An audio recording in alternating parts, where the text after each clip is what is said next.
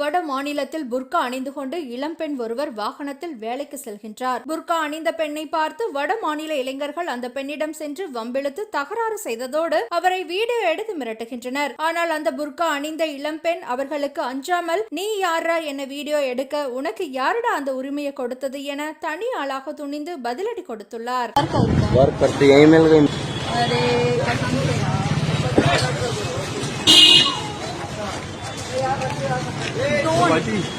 Don't video. Don't touch my mobile. Don't video do it. बताने की बात है, don't video do it.